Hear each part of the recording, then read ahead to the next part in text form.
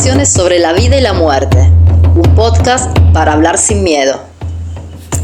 Lo único seguro en la vida es la muerte, pero ¿sabemos realmente de ella? ¿Qué pasaría si dejáramos de ver la muerte como el final y la viéramos como una maestra para la transformación? Este es un espacio donde compartiremos experiencias, lecturas, investigaciones, reflexiones para entender el sentido de la vida y la muerte. Porque hablar de morir es una de las formas más honestas de vivir. Somos Lorena Collantes y Silvia Bergandi, y esto es Conversaciones sobre la vida y la muerte. Planteamos preguntas, ensayamos respuestas.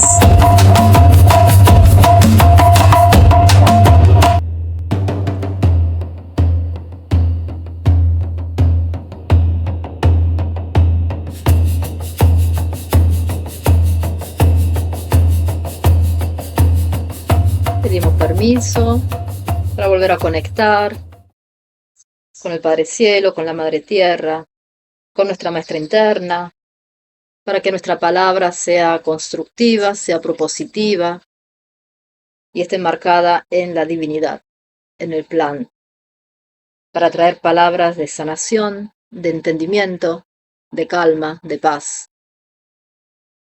Gracias.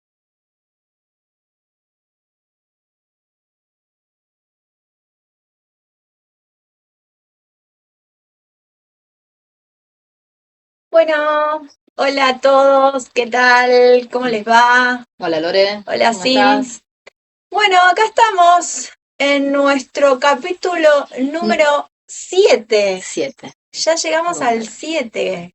Muy felices, muy Sí. contenta, muy agradecida. Sí, Puro disfrute. muy agradecidas y muy contentas de todo el aprendizaje que viene, ¿no? De la mano de estos espacios que nos hemos permitido darnos. Uh-huh.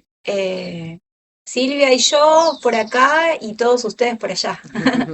Bueno, justo hace un ratito hablábamos con Lore de cómo esto también nos está transformando a nosotras mismas, ¿no? Sentimos como un crecimiento, no solo en lo que tiene que ver con esto de poder hablar frente a la cámara y compartirnos, sino a nivel vibracional. Así que, bueno, muy contentas. La verdad que sí, que estamos muy felices. Y bueno, y hoy estamos acá, nos convocamos para conversar y para hacernos preguntas acerca de los duelos, ¿no? ¿Qué significa para un ser humano el duelo? ¿Qué ocurre en ese proceso, ¿no? De estar en duelo o de estar duelando, no solamente una vida, sino una experiencia. Uno de los conceptos por ahí que nosotras manejamos y que nos gusta revelar a los demás es que estamos en constante movimiento a lo largo de la vida y eso significa también que vivimos transitando la impermanencia de las cosas, de los tiempos, de la vida, de lo que sea. Una frase que me gusta compartir es esta, que la leo. Lo único permanente es el cambio constante y la impermanencia. El cambio constante y la impermanencia. Entonces, desde este lugar, el duelo es el proceso a través del cual vamos integrando los cambios que la vida nos propone. No necesariamente solo duelamos el fallecimiento de alguien, sino etapas de la vida, cambios en general. Una relación se tiene que duelar, una relación que termina, un trabajo que se deja, una mudanza, una posición social, un auto, o sea, podemos duelar cualquier cosa que de un momento a otro se termine en nuestra vida y eso por supuesto que nos provoca algo, no es que pasa desapercibido, aunque muchas veces los seres humanos quizás como mecanismo de defensa queremos que eso suceda, queremos que eso que pase de largo y en realidad lo más saludable quizás no viene por ese lado. No, entonces me gustaría también que los que estén escuchando se hagan la pregunta, ¿no? De qué cosa merecía un duelo y no lo hicieron, ¿sí? Por querer rápidamente pasar la etapa siguiente o no conectar con el dolor que ese proceso de duelo genera, ¿no? Hacer como, esto también es una invitación a que cada uno haga su propia revisión. Y Lorena, decime Lorena, ¿tenés algún duelo pendiente que te hayas hecho ahí la pilla queriendo zafar? Cuente. Yo creo que en este momento de mi vida, después de haber transitado tantas experiencias, ya no me puedo hacer la tonta en relación a los duelos. Ujú.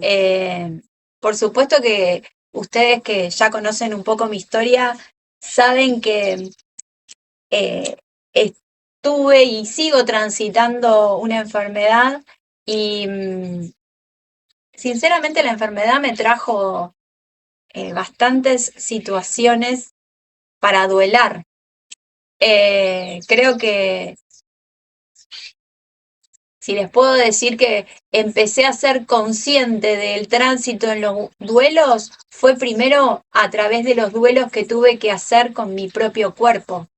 Al principio, cuando me enfermé, me hicieron varias cirugías.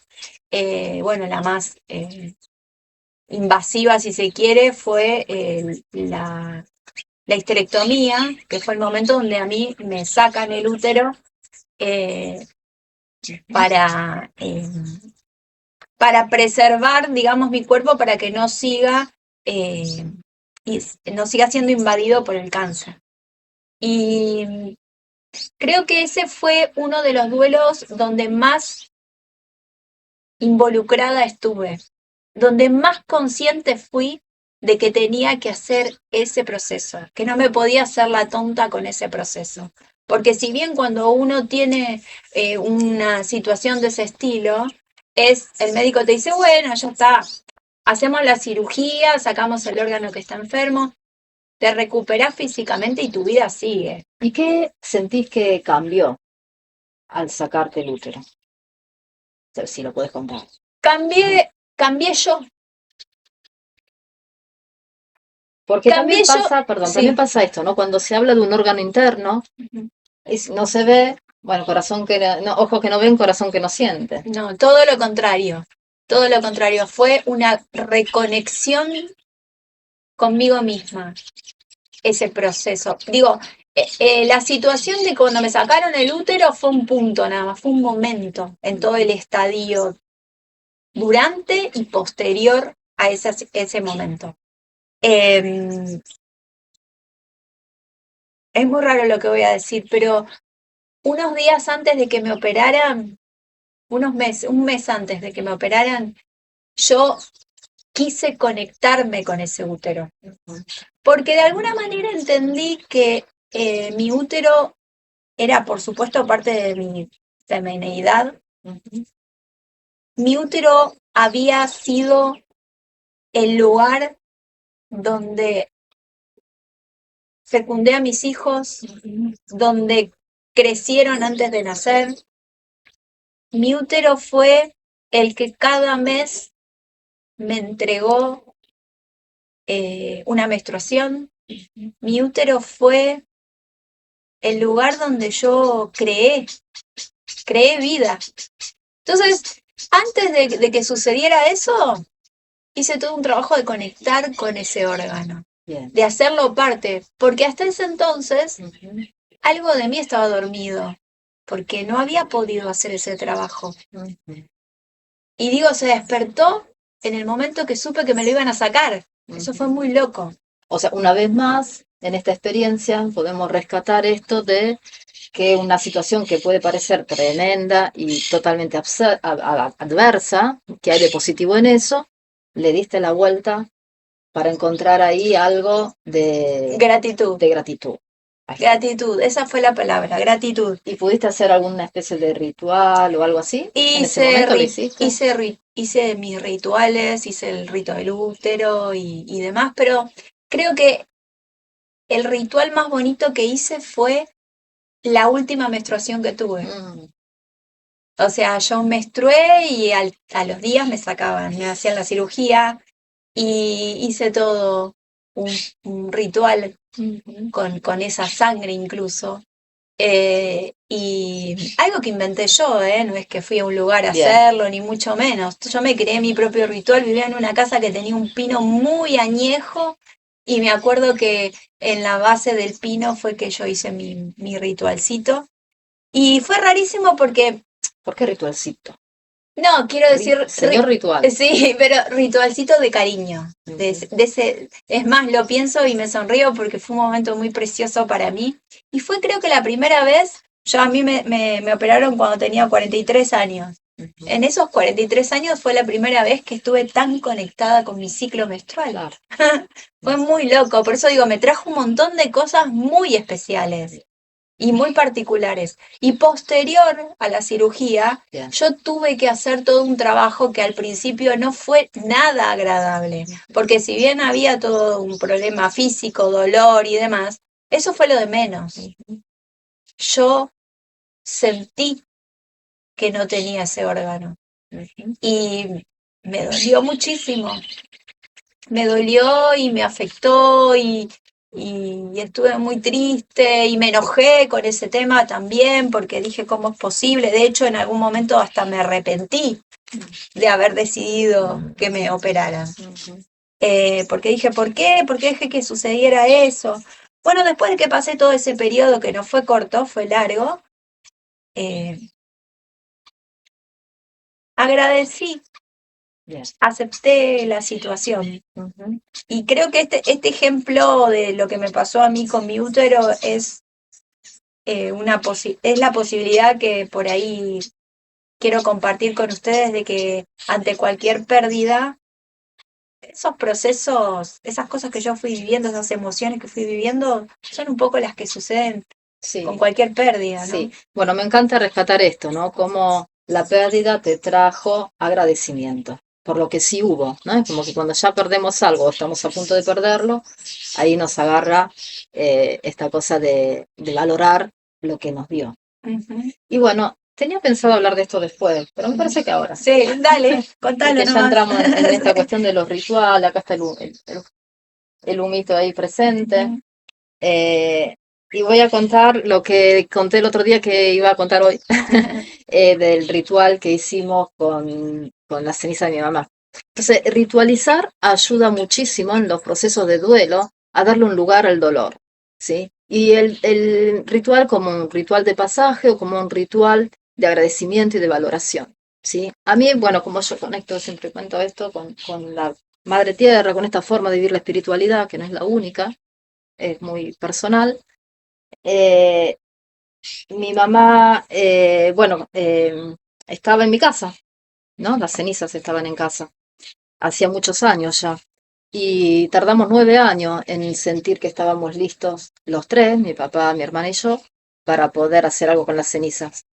Entonces, mi mamá y mi papá tenían proyectado en el último tiempo comprar un terreno en Capilla del Monte, en Córdoba. Habían hecho un viaje, habían ido al Cerro Uritorco y había sido un viaje con mi tío y mi tía, que ya también los nombré, que habían tenido la experiencia de perder a su hija. Y vinieron a visitarnos acá, a casa, y bueno, y yo creo que un poco con ayuda de Cecilia complotamos ahí de alguna manera para que ese viaje se diera y se fueron los cuatro a Córdoba. Entonces estaba esto de querer comprar un terreno ahí, entonces la idea era poder llevar la ceniza de mi mamá al Cerro Uritorco, que era lo último que habían compartido. Y bueno, mi papá ya no le daba para subir el cerro, ya sus años no se lo permitían, así que decidimos llevar las cenizas a las grutas de Ongamira. Y fue también la primera vez que yo me animé a compartir algo de esto que vivo espiritualmente con ellos, ¿no? Así que llevamos las cenizas, fuimos a las grutas y caminamos el espacio, el lugar, hasta donde encontramos un lugarcito que nos atrajo.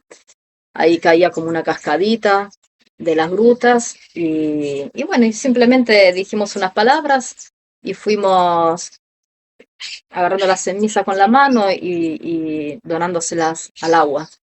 Lo mismo hicieron, bueno, quiso estar mi hijita, que en ese momento Mara tendría 8 años, y Elene, que en ese momento, Santiago, que en ese momento tenía 11, por ahí. Así que, bueno, fue también muy lindo poder compartirlo con ellos, que se animaron a hacerlo. Y nada, simplemente fue decir unas palabras, y era muy sentido dejar las cenizas ahí, en ese lugar tan fuerte, con tanta energía ancestral también, ¿no? Y dio paz, dio liberación, dio entrega y cierre. 9 años, justo el número 9 también, de cierre de ciclos. Así que bueno, esto. Y para terminar, bueno, eso fue así, pero también pequeños rituales se pueden hacer en casa. Siempre aconsejo tener un altar con las cosas que, un altar puede ser de cualquier forma, con los elementos y con los símbolos y con las imágenes que a uno le resuenen, ¿no? No tiene por qué ser chamánico. A mí me gusta así con los elementos de la tierra, pero hay gente que quiere poner la Virgen o Jesús o quien sea, ¿no? Pero siempre que se hace un ritual para conectar con un ser querido fallecido, que ya no está en este plano, está muy interesante poder prender una velita que simbolice la presencia de este ser aquí, convocarlo, y luego de que terminamos nuestra conexión, agradecer siempre, siempre, siempre el agradecimiento y decirle estas palabras, ¿no? Que volver al lugar al que te corresponde estar de acuerdo a tu estado hoy, ¿no? A tu nivel evolutivo, o sea, volver al plano de la luz a donde te corresponde estar hoy. Y apagamos la velita. Y se terminó, ¿no? Es como que onda, bueno, charlamos un ratito por teléfono, cortamos. Cuando cortamos, cada uno a su casa, ¿sí? A sus actividades, a los quehaceres que le competen. Pero después, como dijo Loren, cada ritual sencillo, con lo que uno sienta hacer, ¿sí? Es solo eso, es un momento de conexión. Sí, es una forma también de aliviar la ausencia, ¿no? Nosotras pensamos que la vida no es solamente en este plano, que la vida de la conciencia continúa en otras dimensiones, en otros planos.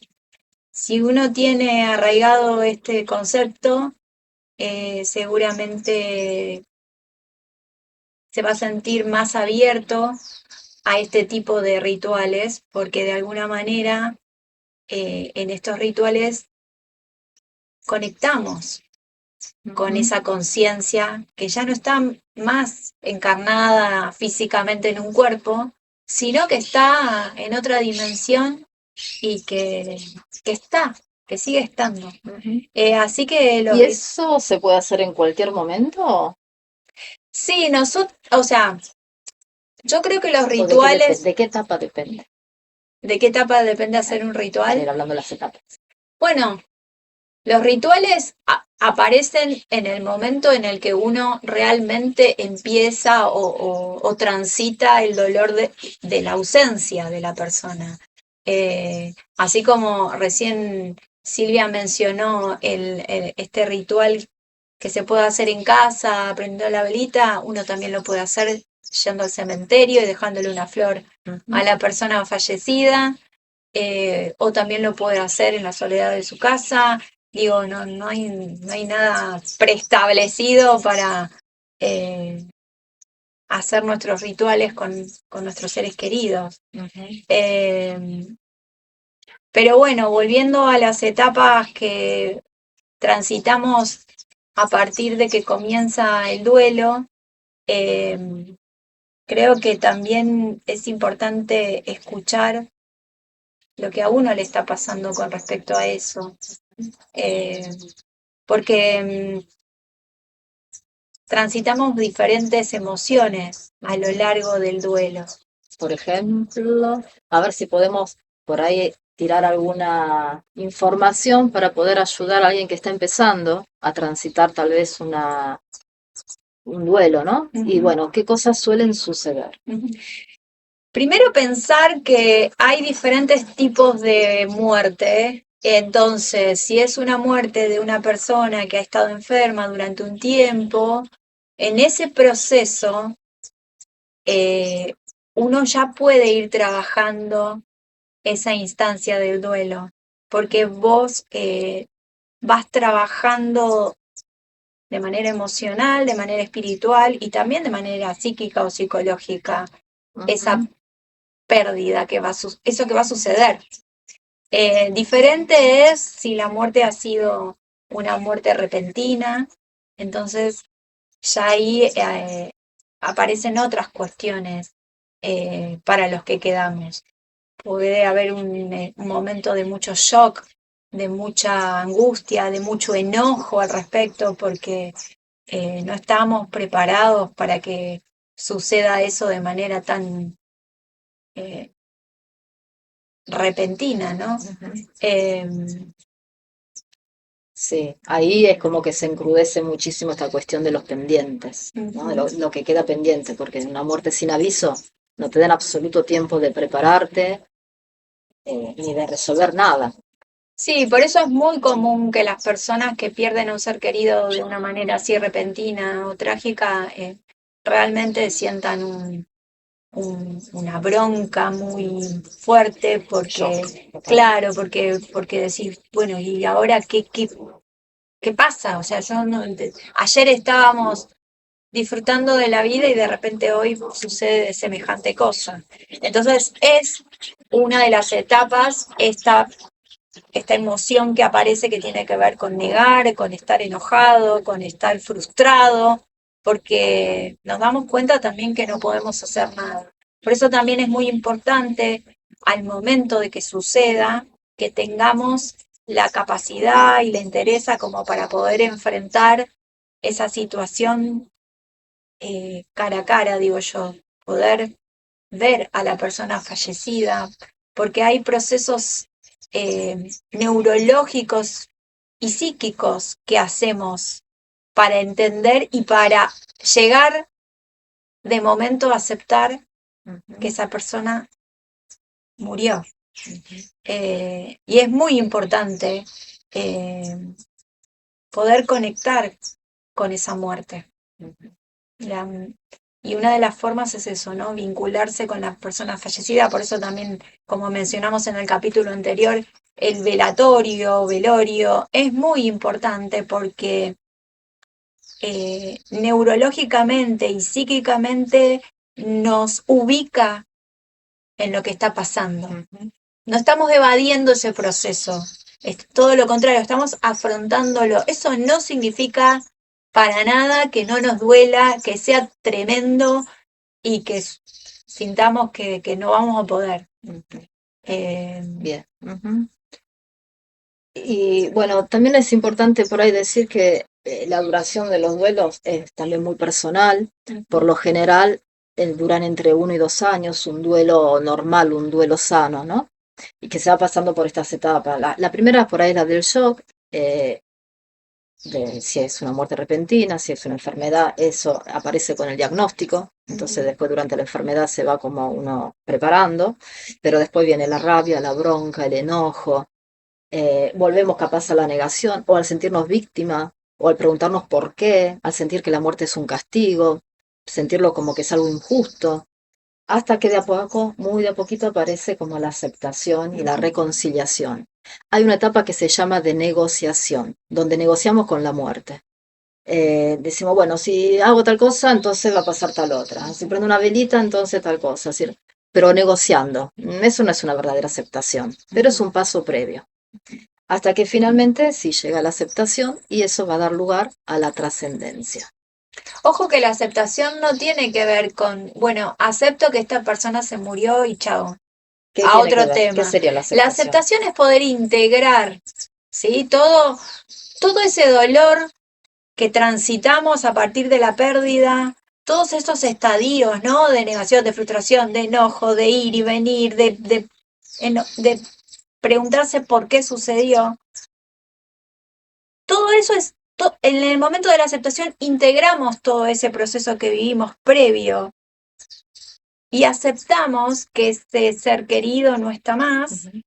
Y aceptamos la realidad del aquí y ahora. Esa es la verdadera aceptación, las cosas tal cual como son. La vida nos propone experiencias y la aceptación tiene que ver con asentir esa experiencia y la situación del momento. Sí, con aceptar que lo ocurrido ocurrió y que la vida continúa y no necesariamente uno se tiene que olvidar o dejar atrás aquellos momentos que vivió o aquella persona que existió.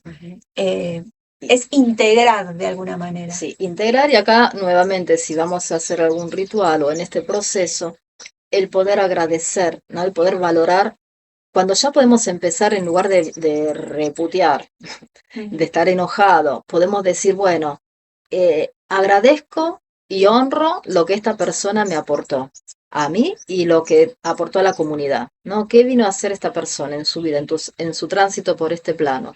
¿Qué dejó? Y honrarlo. Eso también es un ritual hermoso, no solo de comunicar para transitar el duelo, el dolor propio, sino en agradecimiento y homenajeando a lo que sí trajo, ¿no? A lo que se compartió. Y lo que no, lo que quedó pendiente, bueno, también ponerlo eso en un lugar y poder verlo, ¿no? Y aceptarlo. Exacto, exacto.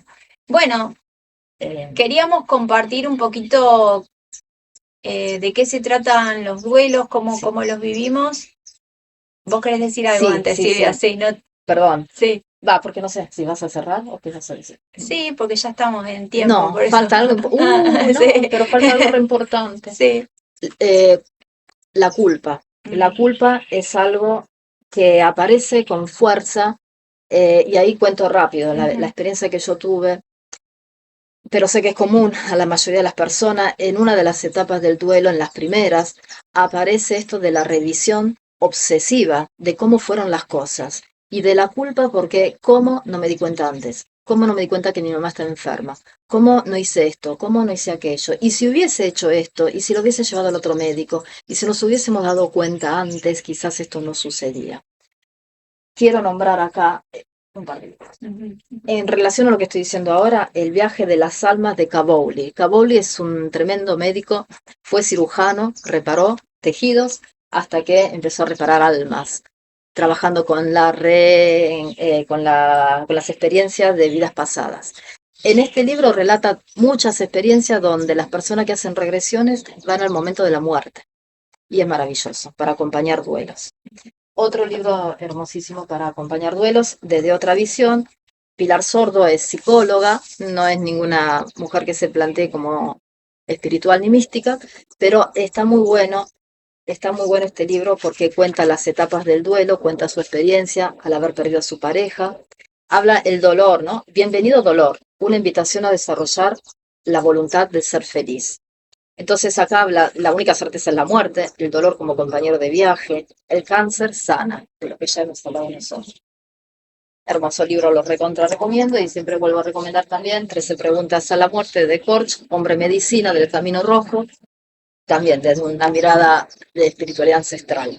Bueno, libros hermosos que tienen mucho para aportar y acompañar.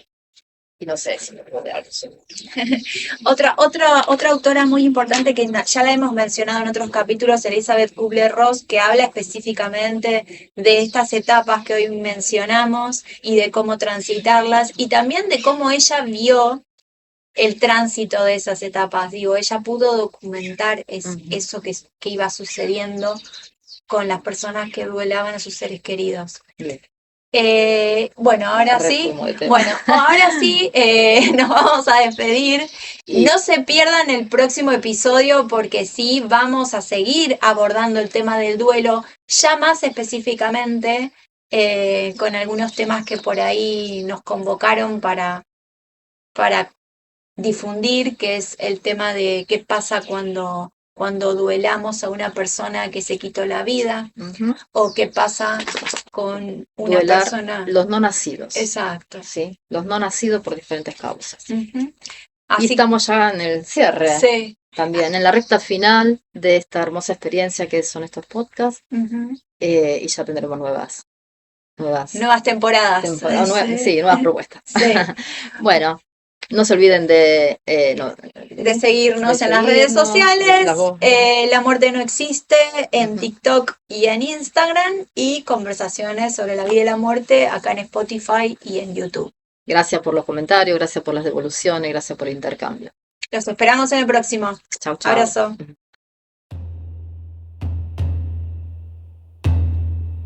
Y ahora fui a galería para verlo. No, si se graban automáticamente. Sí, pero acá como que no termina de... Capaz porque lo tengo abierto. Sí, hay que cerrarlo. Y sí, cerrarlo para grabar.